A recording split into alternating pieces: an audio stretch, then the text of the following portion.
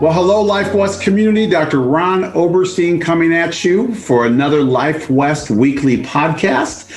Today, I have somebody that I know everybody on campus knows, and especially our students, because they all get to be touched by this person and the work that she does in student life. Today, we have Mimi Swain with us. Mimi, welcome to the Life West podcast.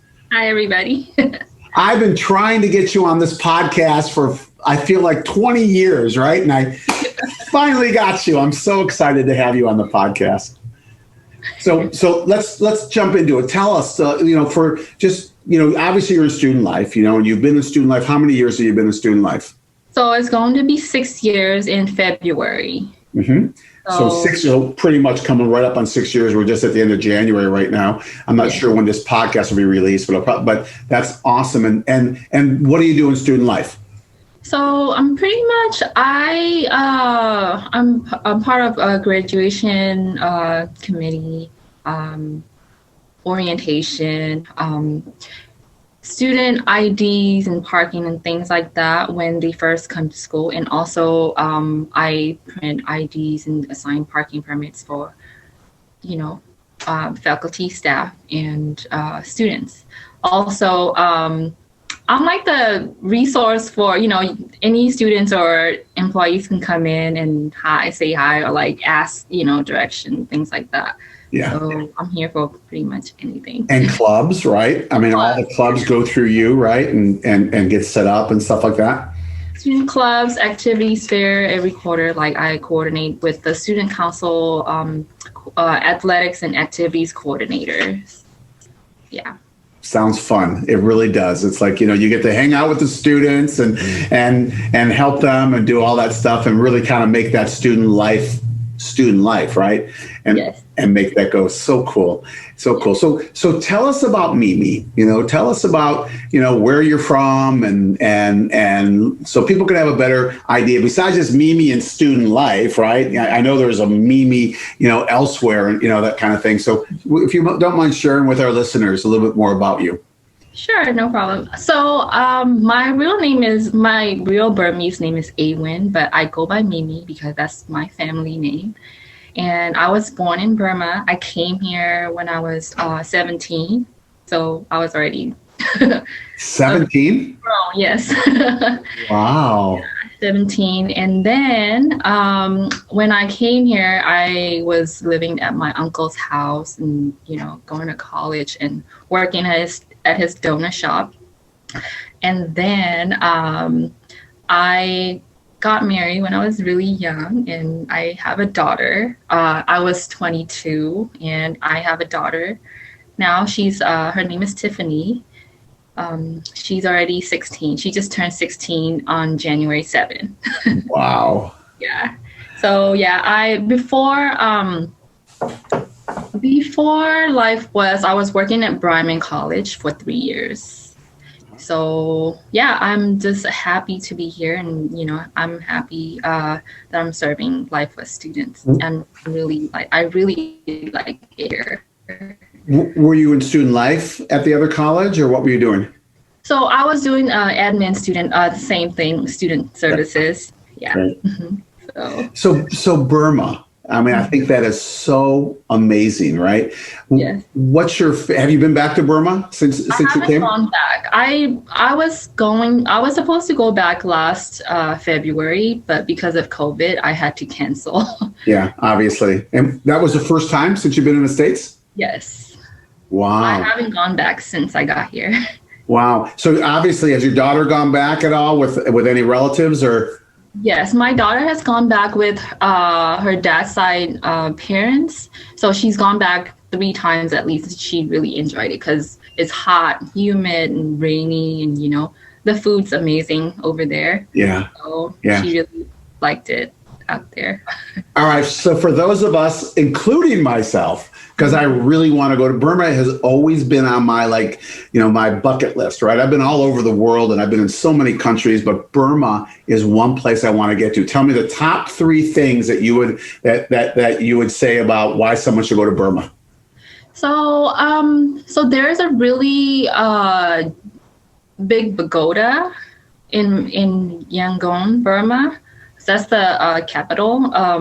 So everybody goes there. It's like golden, and it's everybody goes there to like meditate, Yeah. and you can meditate and like donate water, donate food, like you can just like walk around and just like pray. People go there to pray and things like that.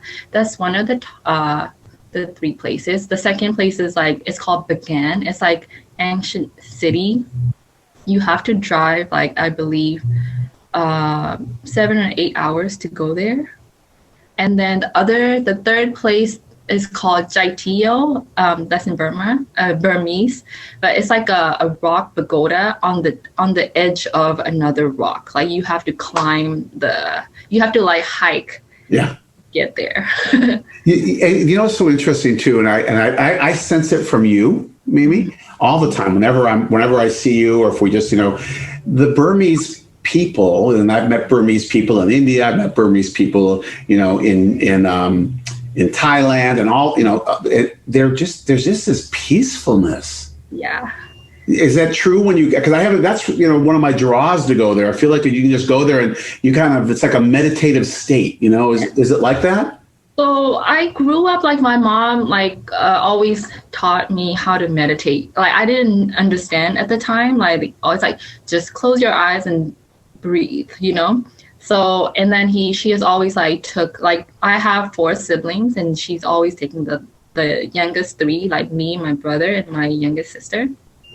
She will always take us to like those places, like every time we don't have school, and like just taught us how to like meditate and how to donate. You can't kill. Like she's very religious, so like she instilled it in us.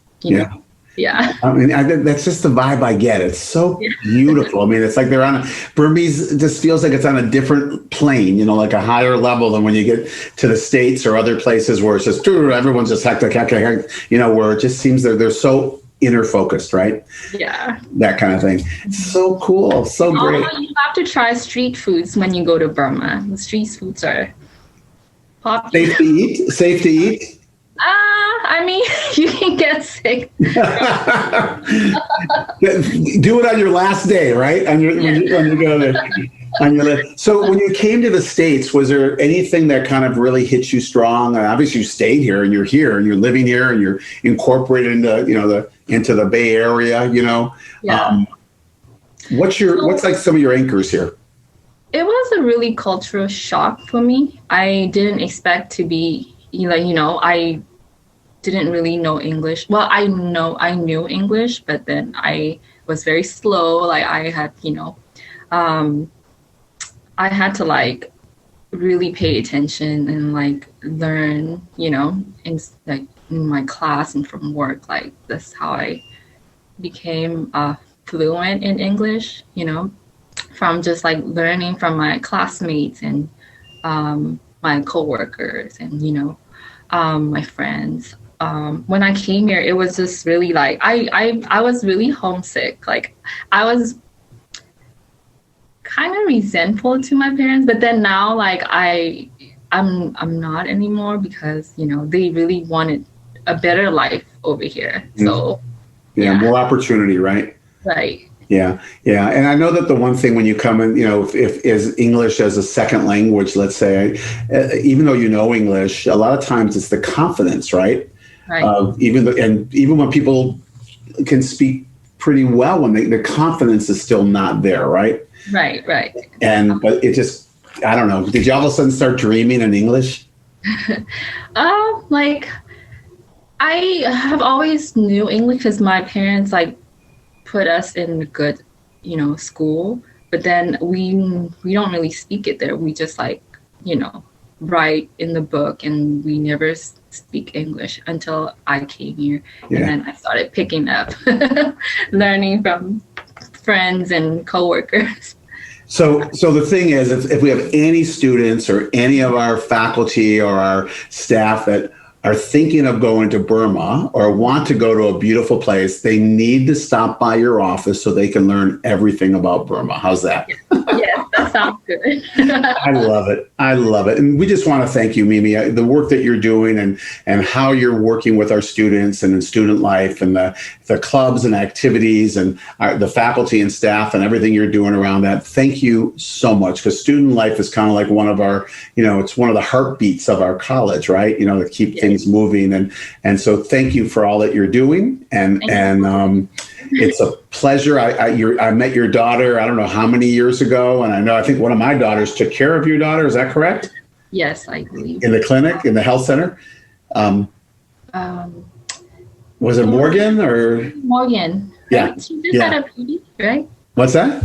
Did she just have a baby? She did. She did. Right? Just had a baby 2 months ago. Exactly. Yeah. Yes, she did. And so it was so cool because I saw your daughter maybe when she was like, I don't know, was she like 10 years old or 11? I think she was, right now she's 16, so she was 11. Yeah. Yeah, like 11. And she's such a beautiful soul. I mean, you could just you could feel her heart, she's just so beautiful. So Mimi, thank you for all you're doing. And I want to make sure that all of our listeners, stop over, in student life. And I know right now you're there a few days a week, but then when things get going and more people are on campus, stop in. Student life is a vibrant place. There's so much happening there.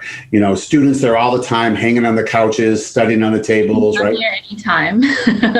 Yeah. So please, and just go, because that's what they're about. They're really about the student life, and not just students, everyone can go over there. So make sure we get there. Mimi, thank you for being a guest on the podcast today. I finally got you. I've been trying to get you on this show for a while, and we finally got you down on the calendar. So thanks so much. And lastly, just to our listeners, please know that, from Mimi and I, we so appreciate you, and we appreciate all of you being part of Life West. And we look forward to bringing more podcasts to you as the time goes on. Keep living your life from above that inside out. Make sure that you're hugging the love and loving the ones that are around you, because everyone is so special.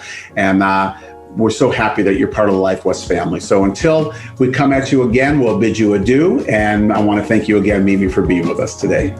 Thank you, Dr. Oberstein. You got it. See you later.